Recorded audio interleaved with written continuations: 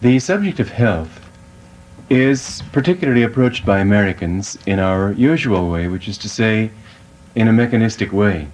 We think that if we take this kind of medicine, that kind of pill, do this kind of particular set of exercises, that we will be able to solve all our health problems.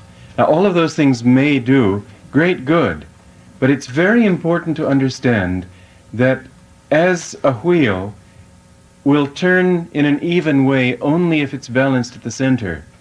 So all things in our lives will really come into proper proportion if we grasp our lives at the very center of our existence. And to find that center is essential. Otherwise, as with a flywheel, if you have the wheel turning slowly, it doesn't matter. But the faster it turns, the more the pressures build up inside it if it isn't completely centered. And finally, the whole flywheel will just fly apart. Similarly with our lives, you can also use the illustration of a doll made of sticks and strings, that if you pick it up at any point but the right one, it looks like a jumble of sticks and strings.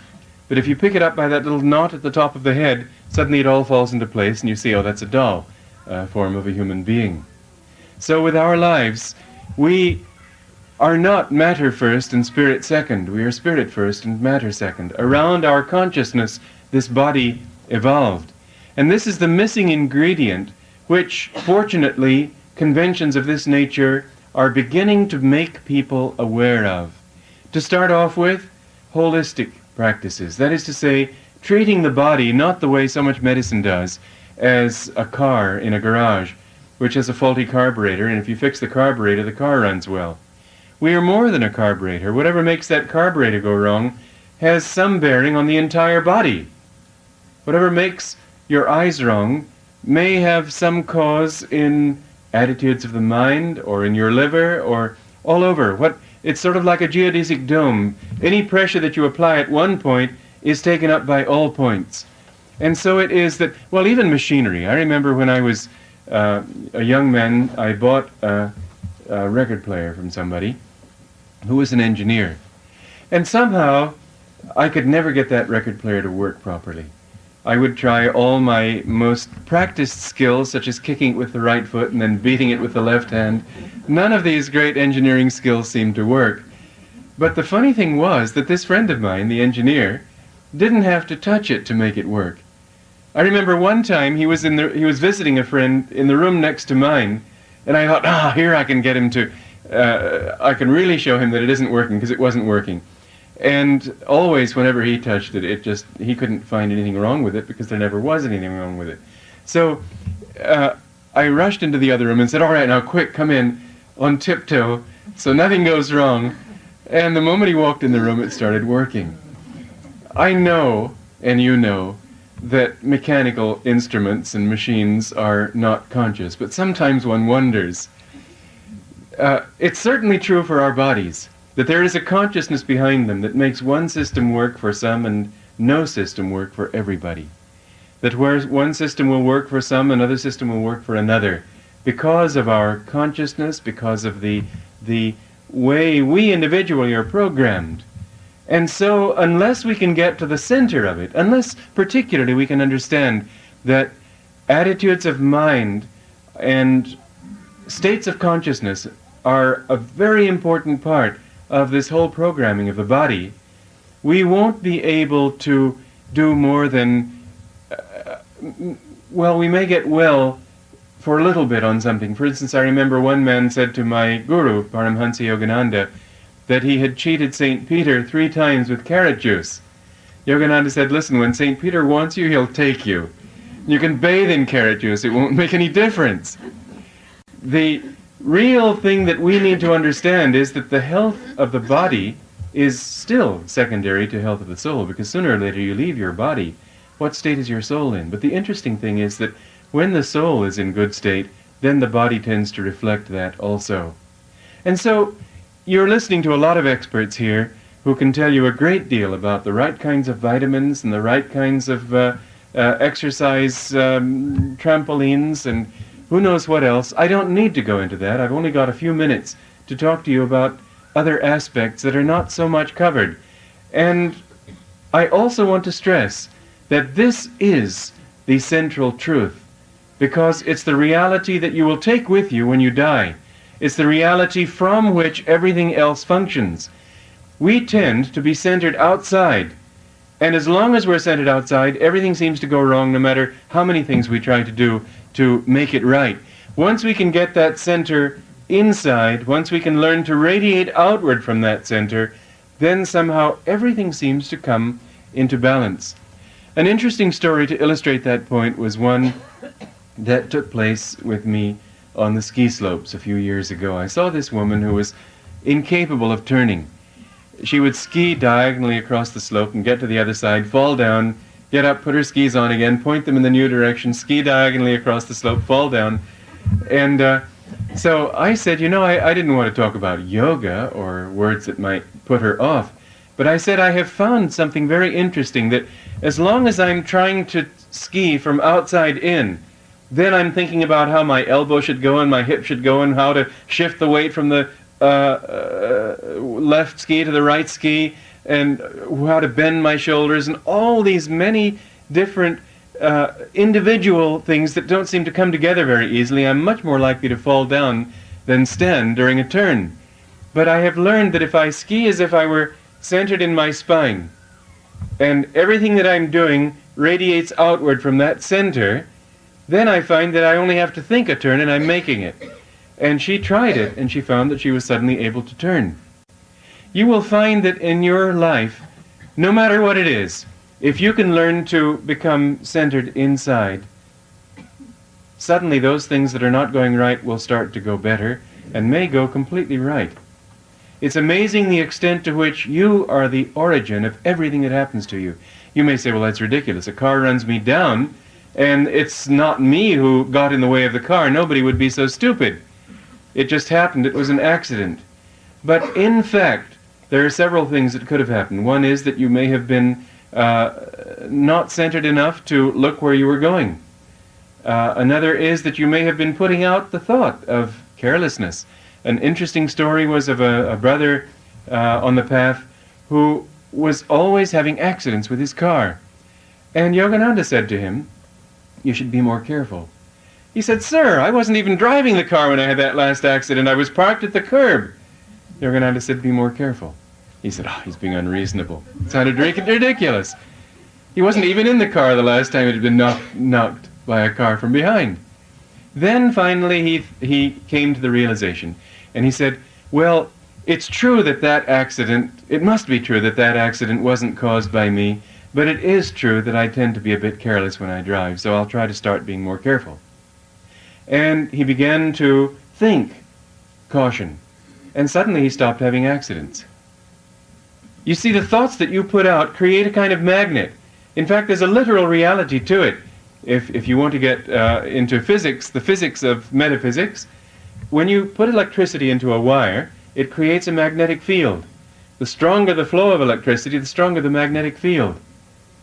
Similarly with your body, your aura, which you've all heard of, is created by the energy flow in your body.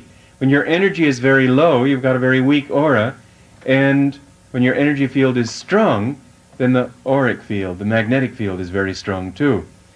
When the aura is weak, all kinds of things can go wrong. When the aura is strong, you've got a protective cushion around you, like an umbrella in the rain. And the interesting thing too is that the kind of thoughts that you emanate, weak aura and weak magnetism is one thing, but negative aura can be strong. You can have a negative energy, an expectation of disaster, which may not actually concentrate on disaster, but may merely be that kind of attitude that courts it. Disharmonious attitudes, anger, resentment, fear. These are negative emotions which, similarly to the electricity in a wire, they're sending out a kind of energy that creates its own magnetism such that people attract to themselves the very things that they expect. If you want to test this, try having an expectation of being lucky. Don't wait for luck to come to you. Just go out to meet luck halfway with the full expectation of things working right. You'll be amazed at how often these things work. There's another aspect to that that I'd like to touch on, not because it belongs in a logical sequence in my talk, but I may not have time to say it later, and it's very, very important. And that is that you are a part of something much greater than you. You are a wave on an ocean. Your little ego is not radically separate from the universe. It's a part and parcel of the universe, and the only thing that makes it seem separate is the responsibility that you take for this little tiny corner of the universe.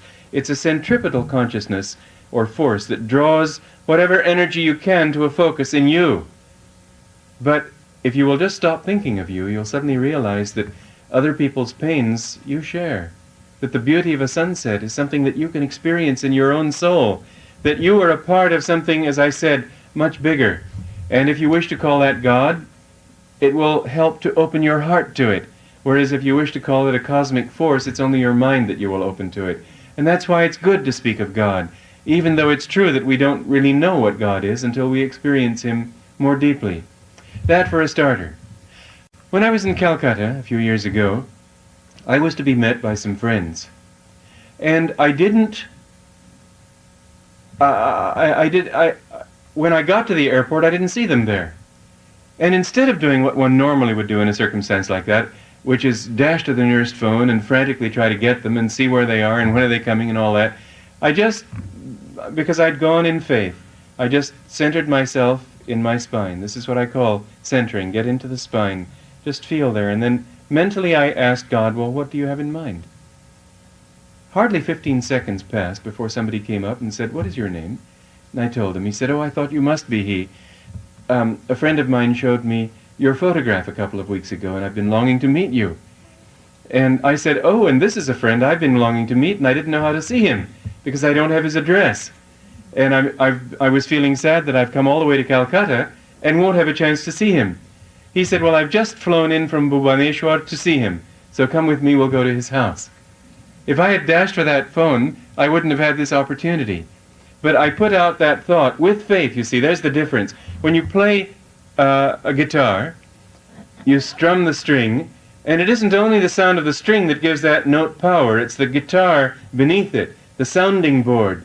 So also when you, with your own little ego, say, I will this to happen, if there's no sounding board beneath that, it won't have the same impact as if you center yourself and feel the universe. Think of God, or feel your oneness with the life around you.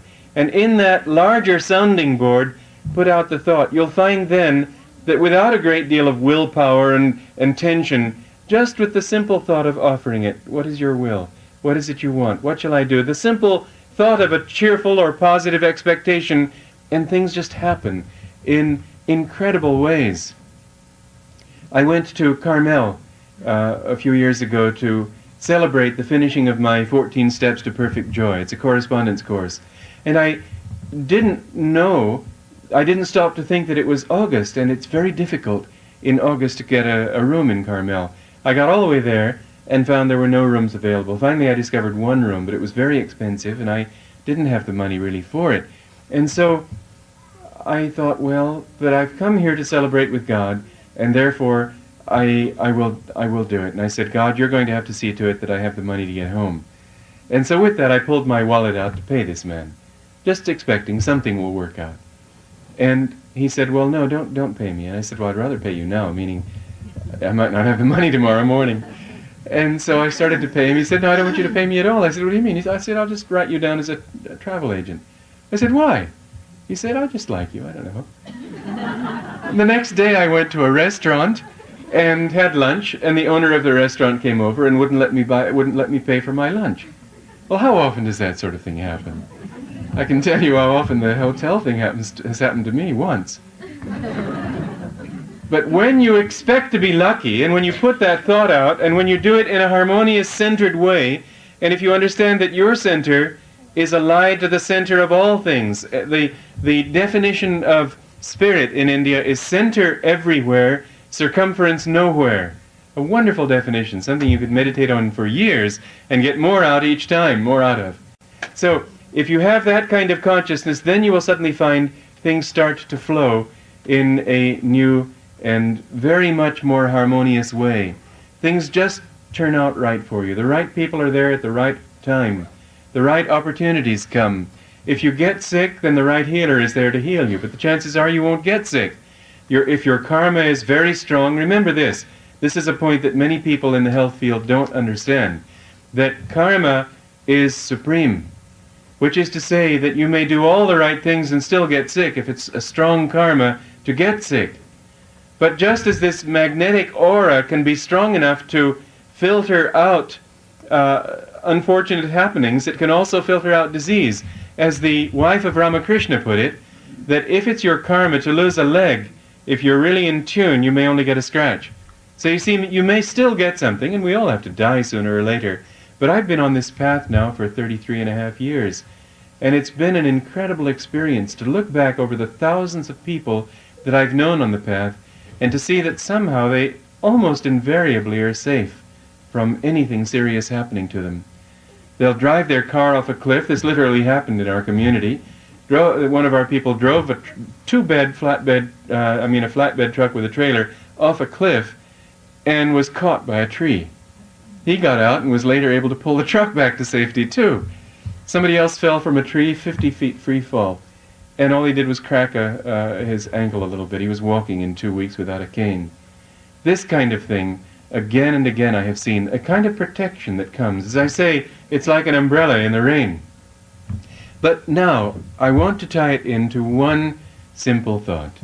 I think that with a short lecture, it's better to have a simple thought, one thought, and a strong thought, rather than many things to remember. And that simple thought is something that Yogananda discovered and made a central part of his teachings. He discovered that, first of all, the energy in our body is not only the energy that we get from eating and breathing and outward things, sunlight and so on. That we are allied to the whole universe, and that universe feeds us energy all the time, to a greater or lesser extent. That's how you've got a few extraordinary cases like Teresa Neumann, who didn't eat, I think, for 50 years. That doesn't sound credible, but if you read her biography, you will find that she was investigated scientifically again and again, kept under observation in hospitals, and proved not to eat. They took photographs of her. The only thing she ever took was a wafer on her tongue, and the wafer would suddenly disappear the moment it touched her tongue. Seems miraculous. Somebody on the radio yesterday or the day before asked me if I had ever seen a miracle, and my answer was no. I have seen many things that you might call miraculous, but they are not miraculous. They are simply the operating of a higher law. Even things like levitation and so on are not miraculous. It's only that most people don't know how they work, and so we call them miraculous. TV would have been considered a miracle 100 years ago, wouldn't it? In fact, I remember back in the 30s, I guess it was, one of the people developing television came to Bucharest, Romania, where I grew up, and was talking about television. It seemed to me an absolute impossibility. He might as well have been talking about magic. The miraculous things that happen are simply the commonplace to those who understand the law, that's all. And so, when we understand that we are a part of this greater flow of energy and understand how we can attune ourselves to it, we can draw on that energy at will. When Teresa Neumann or other saints have been known to, but not as well investigated as she was, been known to live for many years without eating, it seems like a total impossibility. And yet many of you probably have at one time or another gone for days fasting without eating. And I remember a book by one man who, his name is Gardner. He was talking about being on a fast, and I think he was on his 5th day or 3rd day of the fast, not a long fast yet. And just then he read about a town in South America that had been deprived of food for that many days. The ships hadn't been able to come in for some reason, perhaps a large storm. Anyway, the ship finally came in and people were frantic. They were trampling each other to get to this food. They were so desperate in their hunger. And he was saying, but I was just starting to get comfortable with my fast. You know that you can go for long periods of time without rest, without food, without all the things that you're supposed to have. The body is not just like a car that needs gasoline, and once the gasoline runs out, then the car stops. There's something else that we know that we can tap into that can give us more energy or less energy. Yogananda said that, well, it's true, certainly, that you draw energy through various means. You can draw energy through the eyes, you can draw energy through the hands, you could stand in the sunlight and face the sun and hold your hands up and just concentrate on the palms of the hands and at the point between the eyebrows and draw the energy of the sun. Yogananda used to say then also that you can draw up to 100 times as much energy from sunlight if you really concentrate on it. The same thing with breathing. Yoga practices make a big thing of breathing consciously. You can draw a great deal of energy through the breath if you breathe consciously. But the main doorway through which energy enters the body is the medulla oblongata at the base of the brain. Just back here. It's deep inside. You can't touch it. It's the most sensitive part of the body. It's the only part of the body that they haven't been able to operate on, couldn't operate on. It's the seat of life in the body. It's where the sperm and ovum first unite and from there create the whole body. Through this center, through this chakra, as it's called in Sanskrit, we draw energy all the time. And there is a particular way that makes it possible for us to draw more energy rather than less. And this is willpower. Whenever you have the will to do something, you find you have the strength to do it. And when you don't have the will to do something, suddenly you don't have the strength to do it. And there are certain things that make that will operate more effectively. One is that we need, as Yogananda used to say, the greater the will, the greater the flow of energy. We need not only to will something, but you see, there is a no-saying principle in the mind, which even when we're saying, I will, the other side of the mind says, I won't. One side of the mind says, I can, the other side of the mind says, yeah, but why? Why try? And it reminds me of a story that somebody told me who had come back from a visit to Pakistan during the Indo-Pakistani War. And the Indian planes were strafing the highways, and so a bus that he was riding took a detour, and on its detour got stuck in a riverbed, and all the passengers got out to push. And the car, after much pushing, was not moving an inch. And finally the driver stepped back to see what was the matter. He found that half the passengers were pushing from the back of the bus and the other half from the front. And of course the bus didn't move. Well, how many times do we do that with our minds? That when we want to do something, the other side of our mind says, no, I can't, I won't. It's too difficult. When will I ever use this knowledge, or whatever? If we could learn to get rid of those things that block the flow of energy, the negative vote in the mind is a part of it. Toxins are another part of it, to bring it down onto a material level. If you eat food, for example, meat is high energy food, and nutritionists often make a big thing of the importance of eating meat because of the high nutritional value in meat, the high protein content. They don't take into account the toxic content, which blocks that energy. A friend of mine was on the football team at San Jose State, and he used to eat raw meat, lots of it. And he was very big and very strong, but very tired all the time and kind of lazy. And he finally found out about yoga and the fact that yoga teachings recommend a vegetarian diet, so he quit eating meat. He lost a lot of weight, but he was a great deal stronger. I haven't eaten meat now for 33.5 years, and I have found that it's very, very beneficial. In fact, 2 years ago, I had to eat a tuna casserole for the first time in all those years. I did it because I was the guest in the home of a very neurotic woman who was very upset about the fact that she'd lost her dog and was hoping that I could make her feel better. And she's an old friend. This was in Rome, Italy. And I just didn't know how to make her feel better, but I knew that rejecting the one thing she'd made for the dinner, this tuna casserole, was not the way. And out of compassion for her, and not to upset her even further, I went ahead and ate the tuna casserole. I figured it was less important than trying to help her. But I was sick all night long, and my body just stank of fish. It's amazing how I suppose many of you eat fish and don't like to think of it in terms of stinking, But that's all I can say, is that that's how it felt to me. Forgive me, I don't mean that you stink. I only mean that I stink. Toxins are not only physical.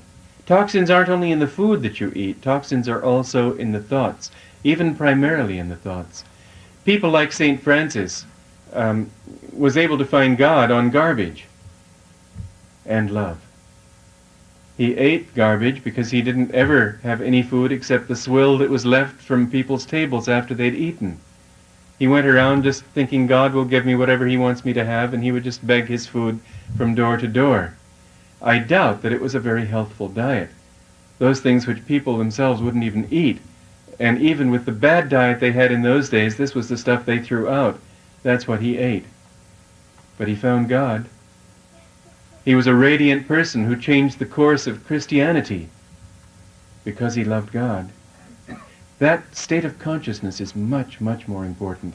And the toxins of anger and fear and doubt and jealousy and greed and passion and all the things that people allow to clog their nervous system, and believe me, it does clog your nervous system. Whenever you have a wrong thought, a vibration goes out into the nervous system that creates tension, creates nervousness, and makes it much more difficult for the energy to flow harmoniously, peacefully, strongly. Mind you, that static in the body prevents the flow of energy from being strong.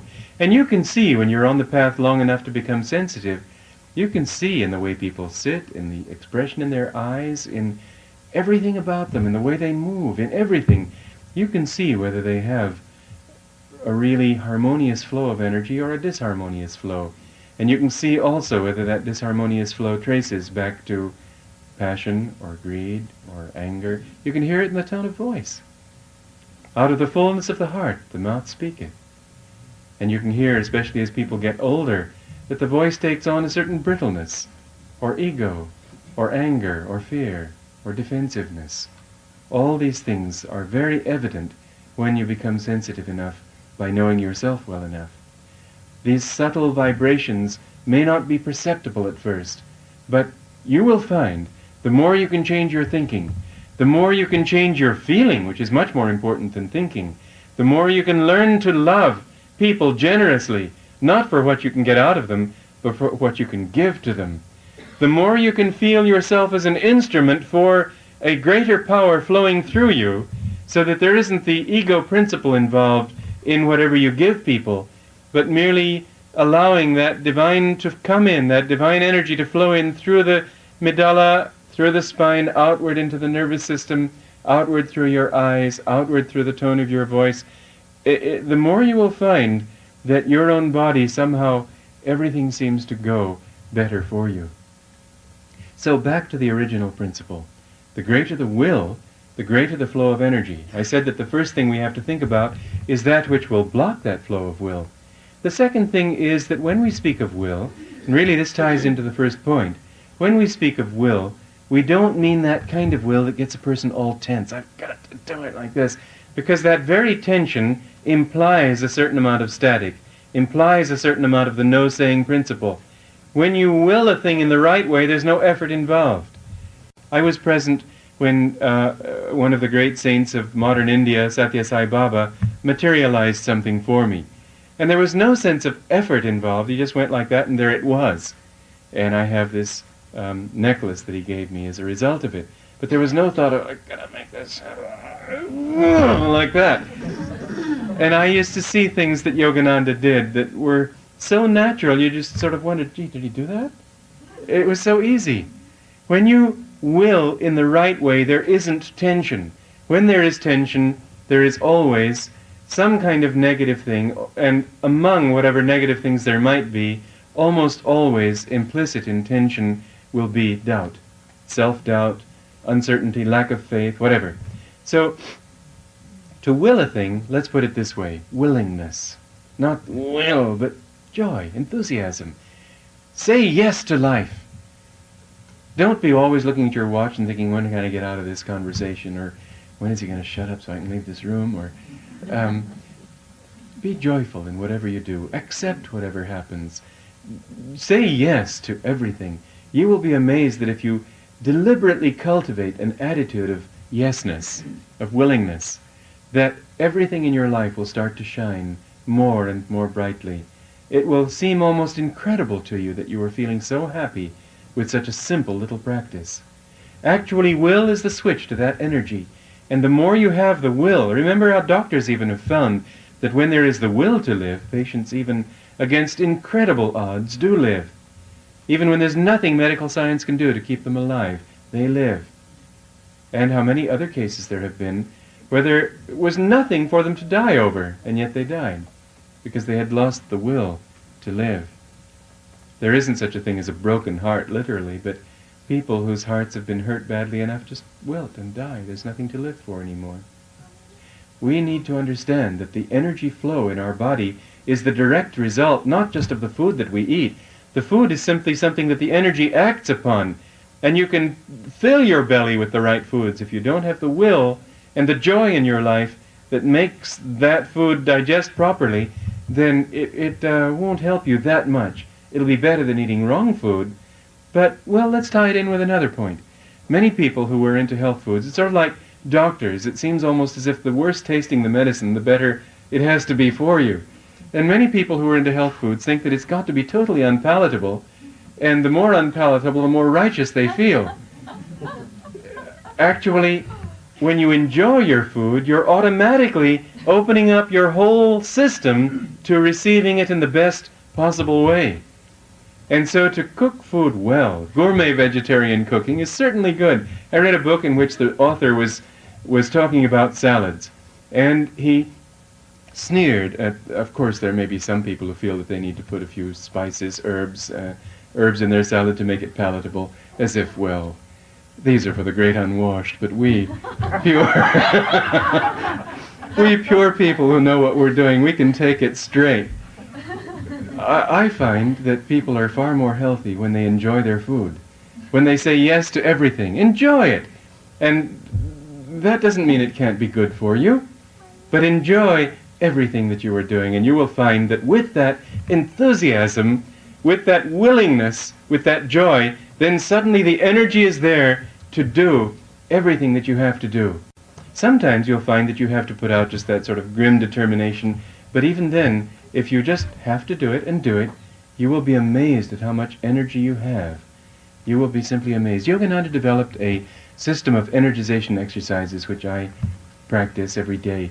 And I have done Indian wrestling with some of our young men in the community, and they always shake their heads. How can he beat us so easily? There was this one man who jogs miles every day, and the most exercise I ever get is getting up from my desk and going downstairs or something. I know it's shameful, and I know I ought to do more, and next week I've got to get organized. But anyway, he came in. I was Indian wrestling these people and beating them, and so he came in like this in his jogging shorts and breathing heavily and said, "Okay." So we lay down on the floor and put our legs up together to do leg wrestling.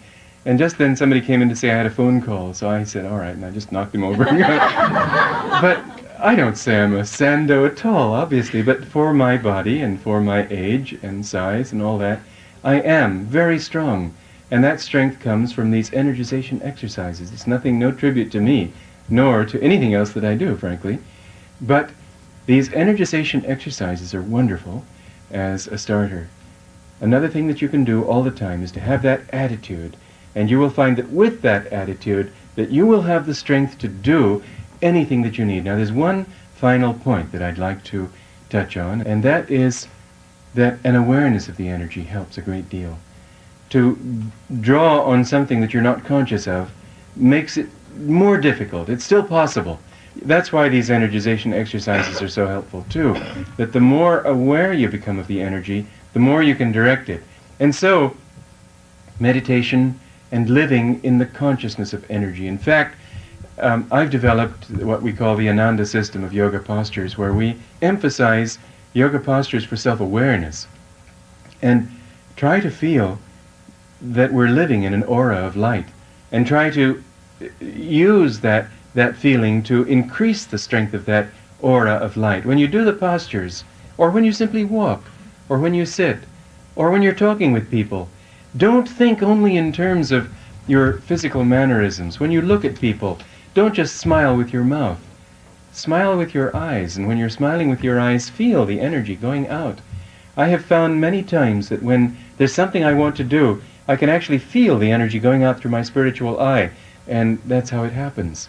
This is a power that you can develop and manifest in your life. The greater the awareness of it, the greater the willingness, the will, and the more you don't block it by the no-saying principle, the more you will find that you will have radiant well-being, radiant joy all the time. And if you don't do that, then you won't have energy. You may not get sick, but you won't have much energy until you understand the source of energy and your link with that source. Thank you for coming.